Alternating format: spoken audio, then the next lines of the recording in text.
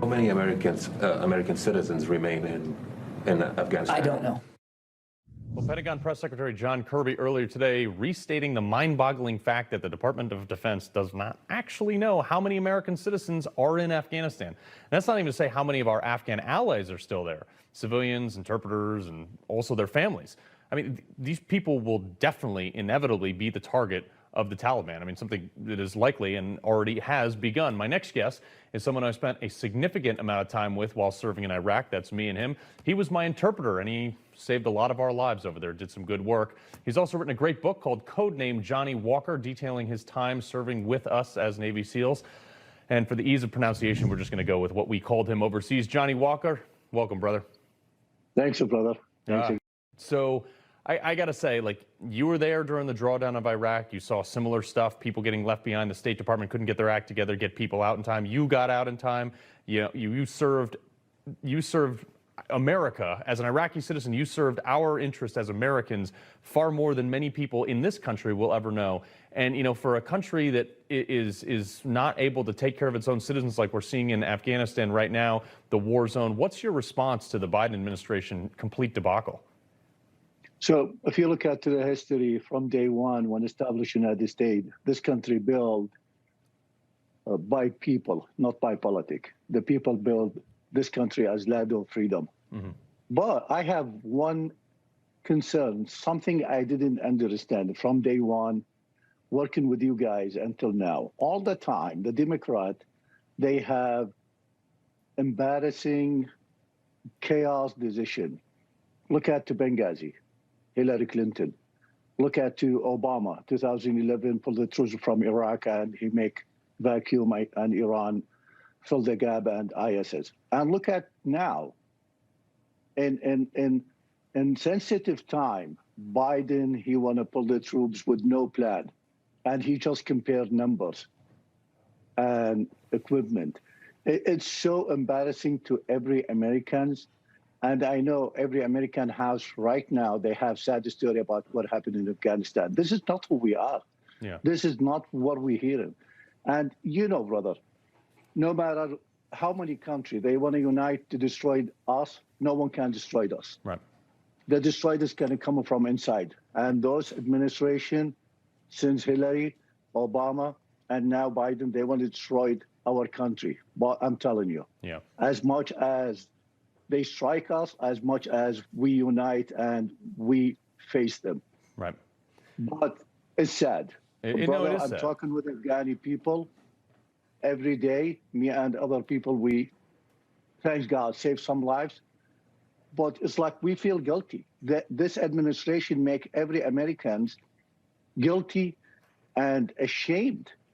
They took our reputation from us for no reason, just because we are proud American. Right.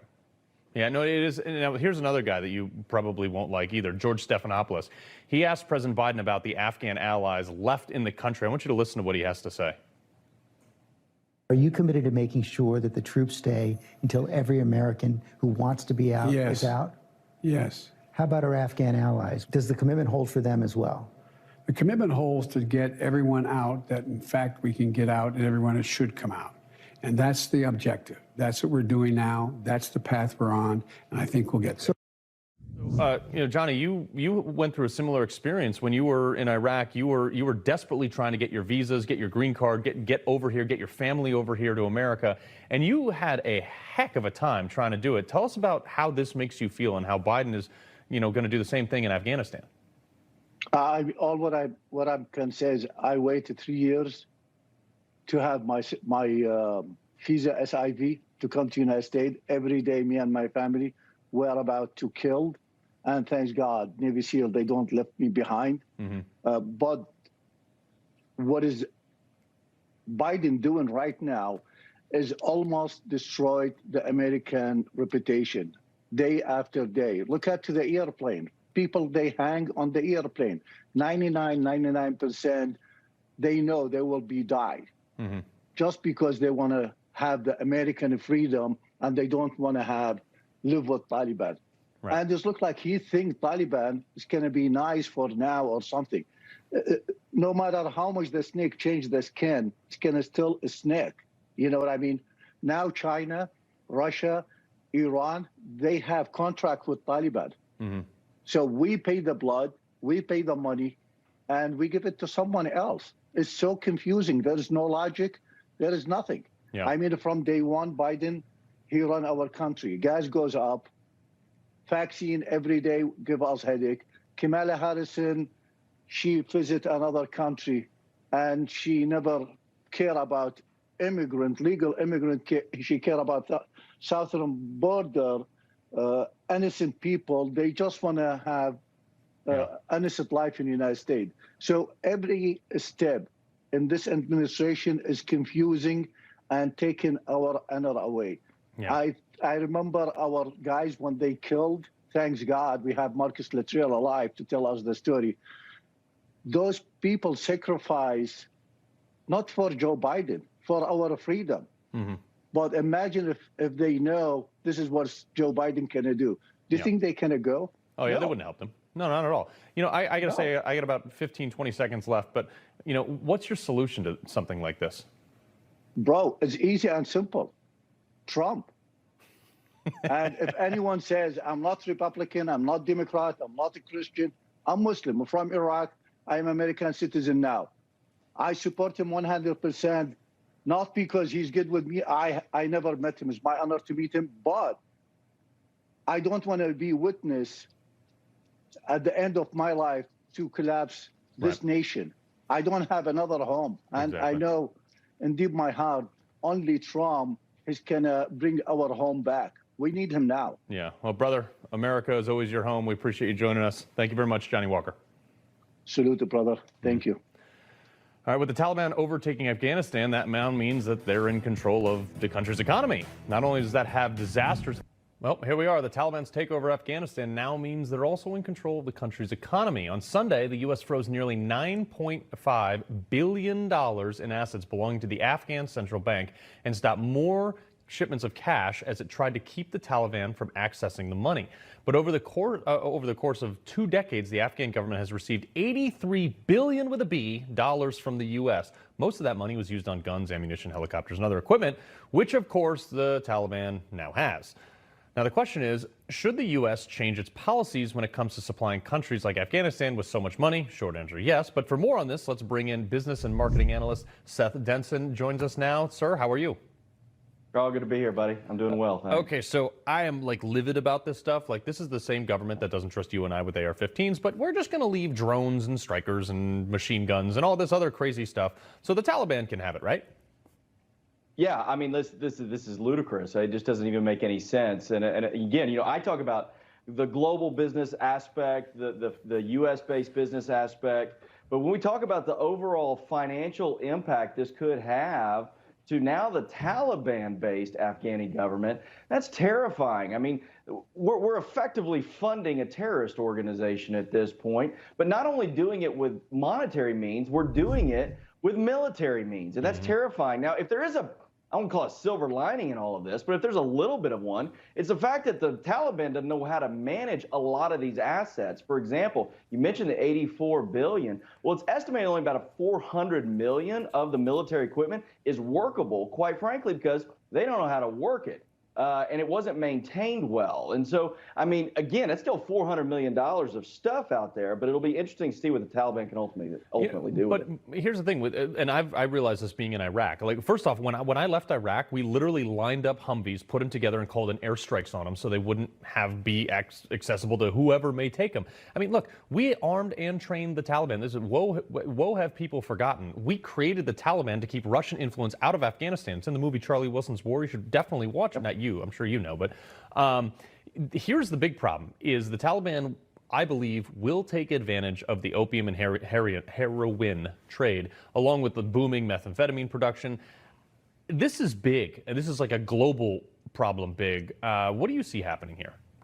Yeah, I agree. And here's the bigger thing on that, Carl. It's when you think about the impact of China and Russia and Iran in all of this. Because here's the deal. The U.S. has already placed sanctions on it. U.S. is holding about 80% of all of Afghani assets, which quite frankly is really making the Taliban mad right now, which I'm fine with, because most of those assets weren't held in Afghanistan. They were held in banks outside of the state. But what's going to ultimately happen is the Belt and Road Initiative from China. This is where China goes in and infrastructurally builds things, lending money to overtake economies. They're going to set up and do that in Afghanistan. That's going to be right there. India has invested billions in the area. Russia's already looking back in there. And like I mentioned a moment ago, Iran. The U.S. is weak. And they're taking a weak position on this. So from a global economic scale, Afghanistan may not affect our pocketbooks right now. It will long term because it will weaken our position on the global economy. 100%. And like you said, India's dumped in like $3 billion into capital projects over there. But the problem is that I see is just like you said, all these other people are going in there. And Donald Trump got crucified in the media when he said, we were there, I would have taken the oil. And you know what? He's darn right. All these other countries are going to go in there. They're going to turn that entire country into a strip mine if they find the right stuff there, right? That's exactly right. They are sitting, this is right part of the Fertile Crescent. There's a huge area of oil reserves in Afghanistan. Now, mind you, not a lot of people go in there and get it because nobody really wants to set up shop there. It's tough terrain. But China's already playing the chess game. They're thinking 5 moves ahead. And if they go in and help build infrastructure and supply the Taliban with the financial resources they don't have now that they thought they were going to have, the Taliban may cede that oil to China, and now we're in trouble. Loyalties, loyalties, loyalties. Business marketing analyst Seth Denson, thank you for your time, sir. We appreciate it. Thank you, my friend. All right, more American companies are bending to China, afraid to speak up against the Communist Party's atrocities for profit. We've seen it with Coca-Cola, Visa, Hollywood, and a bunch more. Many American filmmakers. Our series, The China Problem. Tonight we focus on commie culture as America's leftists bend the knee to China Communist Party in order to gain access to their market of over 1 billion people. Now, we've seen woke American companies like Coca-Cola, Visa, and these other fails to denounce the Chinese genocide of Uyghur Muslims for the sake of keeping their Chinese work base. For Center on a Chinese Strategy of the Hudson Institute. He's also the author of the 100-Year Marathon, China's Secret Strategy to Replace America as the Global Superpower. Mr. Pillsbury, I gotta ask, we've seen Americans so desperate to have access to this Chinese market, multi-billion person population like Coca-Cola. I mean, they're willing to basically go across boycotts here in America. They're an American-based company, and they'll go against state law. They'll go against Georgia for the voting stuff. I mean, is there anything that they'll say that would offend China? Probably not. And you wonder sometimes whether it's the money that motivates them or what I think is in fact worse. They actually believe it. They actually believe China is our friend, that if we just ask China nicely, they'll stop the genocide of the Uyghurs, this kind of thing. I sense an enormous kind of gullibility and naivete on the part of our investors. The level of investment in China is going up from the United States this past year, even while we accuse them of COVID-19 being the originators of that. Several other things we've accused them of. Investment by our business community in China is going way up. This is really a very unfortunate trend, shall we say. Yeah. And the movies are part of this. A lot of new movies are coming out showing the Chinese as a hero in the movies. And these are made by Hollywood. Right. I mean, that's the thing. And I have a serious problem. I mean, this is just a thought. I'm not an economist per se, but maybe lower the corporate tax rate, more people would come back in here. But that's neither here nor there. I mean, this is not just in the movie industry. President Trump agrees with you. Yeah, exactly. This is not just in the movie industry. The Post-Millennial reported this. China is now spreading this critical race theory for propaganda online to target American kids. I mean, here's parts of this video from it. I'm astounded by this. This is from Chinese Global Television Network. Was that? Well, this is not a commercial network in China. This is the government TV, and it goes around the world. It's not just for a few Chinese viewers. This is their international propaganda outlet. I've gone on their shows myself to try to give President Trump's good points and ask them why they admire President Trump so much. But this is not something that you just show with the cartoons. This isn't a private company. This is basically Xi Jinping has to approve this kind of thing, and it fits in with their effort to undermine our social cohesion. They want America to collapse from within. I've seen them write this kind of goal in their books that over the next 10 or 20 years, they don't think they're going to collapse. They believe they're going to be the #1 economy. But in the meantime, they want to see us polarized, paralyzed, and unable to counter China. Yeah, and they're on their way, frankly. Insurgent media, and quite frankly, horrifically, it's working. Michael Pillsbury, thank you very much for your time, sir. Thanks, Rob. All right. We now want to welcome in Michael Cutler, retired senior special agent for the Immigration and Naturalization Service. Good evening, sir. How are you? I'm great, Carl. Thank you so much for having me. So I'm sure you just caught some of that last interview. I mean, Mr. Cutler, in an article you wrote last year, you describe a link between our failed immigration system and Chinese espionage. And you talk about these Chinese spies in American colleges, which I think are highly vulnerable. Universities are doing it. I mean, all across America. It's almost like terrorists carrying out the nefarious missions through education, not actual violence. Well, if you think about the Second World War and Tokyo rose, trying to demoralize our troops. That's what China's doing through our universities. You know, they've pumped billions of dollars into our schools. So have the Saudis, so has other countries that are not our friends. They're adversaries, or perhaps worse. And you ask, well, why would they put billions of dollars into the U.S. universities? And the answer is simple. By doing that, they can influence the curriculum. By doing that, they can influence who gets to be a professor, who the faculty is. Also gets their kids into our schools so we can educate them. Many of the computer hackers who've been hacking our computers, and they hack us every second of every day, have been trained in the United States. And then they get optional practical training as they're going to our colleges. So they get to work for many American companies that do military contracts or do medical research. It's kind of like a big Hoover vacuum cleaner. China sucks up everything they can.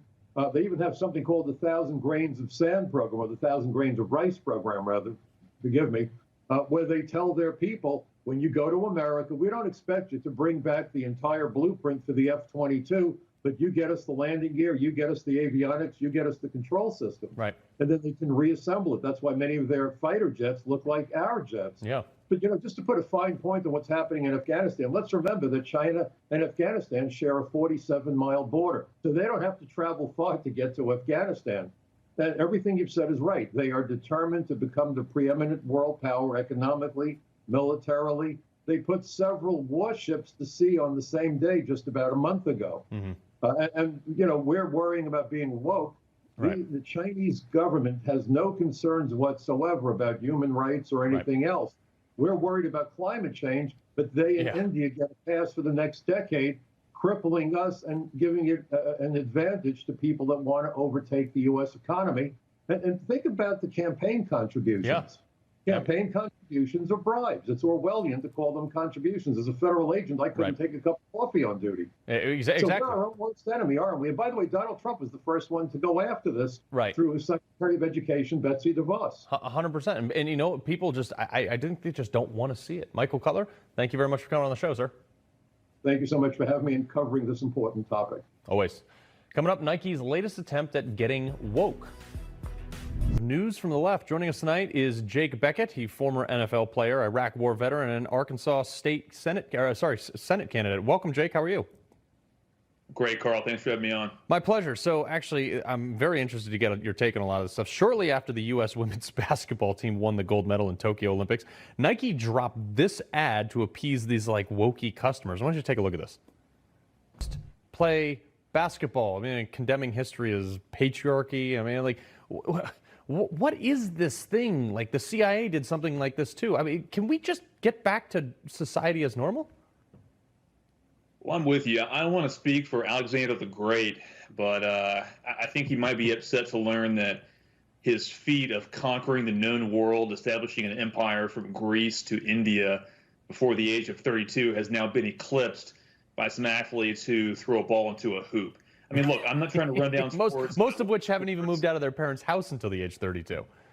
Yeah, I mean, I'm coming from a sports background, but look, this is just an absolutely ludicrous premise for this ad. And you're exactly right. People are turning this off. They're tuning this out. They're sick and tired of the radical leftist woke ideology infecting the institution of sports. Look, sports has always had a treasured place in American culture because it's a true meritocracy. People are judged by their production, their value as a teammate, what they do on the field or on the court, not their identity, not their skin color. And of course, the radical left, the woke left hates this. That's why they want to destroy it. And unfortunately, American viewers turn this off. Yeah, now look, President Biden, he's taken 0 questions from reporters on this utter dumpster fire in Afghanistan that he has created, mind you. You know, after he had 2 speeches where he was basically like, in, script, out. I mean, he did have time to sit down with a one-on-one interview from like 11 feet apart with George Stephanopoulos. Take a look at this. So no one told, your military advisors did not tell you, no, we should just keep 2,500 troops. It's been a stable situation for the last several years. We can do that. We can continue to do that. No one said that to me that I can recall. Hey-oh, can't recall. What else can he recall? Well, that was some really tough questioning there from the old Democrat operative George Stephanopoulos, who obviously cut his teeth on the Clinton campaigns. He was a Democrat operative for a number of years before he got into, quote, journalism. Threatening a journalist, by the way. Yeah, exactly. That's just par for the course for the mainstream media. But, you know, Joe Biden, he showed his cowardice, his lack of accountability. He can't even take 1 or 2 questions from a field of media reporters at these press conferences where he just reads from a script and goes right back into his basement.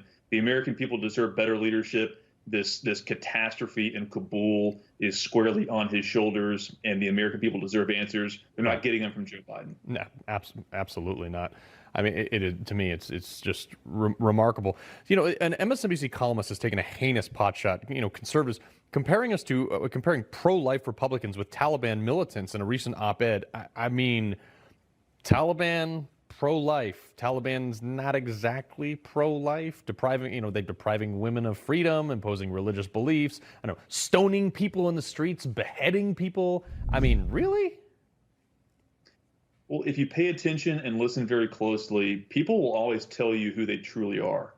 And I think people need to understand this, and thanks to President Trump and his work to expose the true nature of the media in this country, they really do hate conservatives. They hate American patriots. They hate working class people. I'm not exaggerating. Headlines like this belie it. I think it was more of a Trojan horse mentality. Yep. They did it more subtly over the previous decades. But they used President Trump, I think, as an excuse to springboard. Just storm the barricades. Exactly. They've taken off the mask. They have. And I think the American people are figuring out the true nature. They better wise up. Jake Beckett, I appreciate you joining us so much. Thanks, Carl. All right. Coming up, why should we make every minute count as we say goodbye to excuses once and for all? That perspective is next. News just doesn't get it, do they? We're seeing presidential incompetence like we haven't seen in, who knows, 50 years. Jimmy Carter, maybe, right? Presidential incompetence and media complicity. The media have been in on it when it comes to Joe Biden. As we talked about, they should have been all over Joe Biden. Instead, they weren't, and now we're seeing the consequences. A disaster that could have been avoided in Afghanistan. They never pressure tested Joe Biden as a candidate. COVID was his way out. COVID, according to his own campaign, was the best thing that ever happened to Joe Biden. Because with COVID, you couldn't get up close and personal. You couldn't really pressure him. You couldn't ask intense questions if you only had 4 in a room standing in circles. And they protected him every step of the way. Why? They hated Donald Trump that much. They really did, the media. And these are some stunning examples how they stepped in as referees, called the game for Joe Biden during the game. Take a look at Wallace first. I think the American people would rather hear about more substantial subjects. Well, you know, as the moderator, sir, I'm going to make a judgment call here. Gets $3.5 million from the mayor of Moscow. Let's talk about not true. Gentlemen, that report is totally discredited. Mitt Romney on that committee said it wasn't worth taxpayers' money, that report. It was written for political reasons. You know, I'd like to talk about climate change. So would I. Okay. Started talking about Hunter, issues of corruption. Chris Wallace very helpfully stopped that conversation to talk about climate change. Even the guy in the control room is doing the bogus fact-checking for Joe Biden. They all did this. Print, TV, all the networks. There's Fox, by the way. Chris Wallace. Here's NBC News. Let me ask some follow-up. Excuse me. Please respond, and then we're going to have follow-up If this stuff is true questions. about Russia, Ukraine, China, other countries, Iraq, if this is true, then he's a corrupt politician. All right. So don't give me the stuff about how you're this innocent baby. Joe, they're calling you a corrupt politician. Nobody- President Trump, I want to stay on the issue of race. We're talking about the issue. Laptop from hell. President Trump, we're Nobody. talking about race right now, and I do want to stay on the issue of race. You see how they did that? They jumped in to protect Joe Biden every step of the way. They didn't pressure test him, and pressure comes with the job of being president. Why is he making such bad decisions now? We could have known this a long time ago. I knew it, but not everybody did. Here's Norah O'Donnell on 60 Minutes, which used to be a good show. Do you think there are a lot of people who are going to vote for you simply because you're not Donald Trump? Well, I hope there's going to be a lot of people vote for him because of who I am, but I think the contrast between Donald Trump and me is about as stark as it can get. Tough stuff, huh? Really tough stuff. So, the easiest of them all, and possibly the most corrupt, is George Stephanopoulos, who they went to for a protected and safe space for Joe to make a few statements about what's happening in Afghanistan. We're going to get more of my exclusive interview with President Biden. You know, we dug into what happens now in Afghanistan. The Taliban are back in charge 20 years after the United States kicked them out, how we're going to counter any possible threats, and whether he thinks the Taliban has changed. So this is the mainstream media, and they advertise themselves as neutral and objective. Hey, this is an opinion show, and I'm upfront about that. I'm pro-Trump, I'm conservative. He pretends that he's neutral and objective. He's not. And some of us remember him when he worked at the White House. He was actually a communications director for a short and disastrous period of time. Here he is with Bill Clinton, managing issues related to Whitewater and Monica and a few other things, made the cover of Time magazine. He's also been known to work so hard for Democrat candidates that he threatened reporters. Trying to kill a story he didn't like, threatening the guy, threatening his future, his income. Look, I realized this guy was a bum back a few years ago here in New York City. Cops were being victimized by certain individuals in the community. They were being dumped with water, and it was a terrible thing, and it actually made big news. Take a look. Thompson may have been laughing as he there in the white tank top allegedly dumped a blue bucket of water on 2 NYPD officers in Brownsville. They violated them! But he isn't now. Police say the 28-year-old with gang ties is now in custody at the 7-3 precinct in Brooklyn, turned himself in after this and other similar videos surfaced. Union reps today saying the footage made them feel, quote, completely disgusted. So New York City police officers were being doused with water, and I'm sorry, that was in 2019. So that's July 24th. Just a couple of days after that, Bill de Blasio, the mayor of this city, who at the time was running for president, goes on the George Stephanopoulos show. Surely he'd ask about this, right? Wrong. Mayor, I want to get to the debate in a second, but first, your reaction to this series of tweets by the president over the last 24 hours. You broke through and you were able to grab some time in the first debate. You have another debate coming up, but you're far short of the polling thresholds and the fundraising thresholds to make it into the third debate. So is Wednesday night your last chance to break through? You're going to tout the experience in New York City. You recently said that President Trump won't be welcome back in New York after the presidency. What did you mean by that? A cute, fun conversation, okay?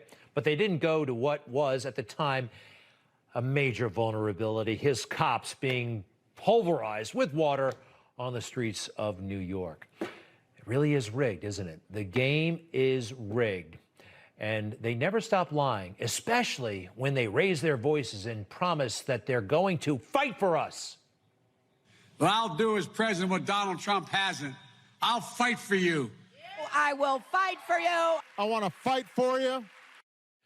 See, Donald Trump really did upend the game when he gets there, and he literally fought for us. We all saw it. They hated it. We saw it, and we appreciated it. We saw Joe Biden run yesterday. As the United States of America, we'll get this done. God bless you all, and may God protect our troops. Thank you.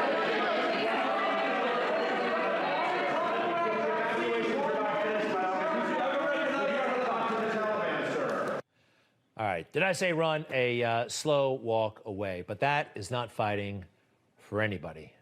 Maybe just himself. We'll be right back. This is a big reset moment, folks, because I never want to hear about January 6th again, because now everybody knows what a real insurrection looks like. It's happening in Afghanistan.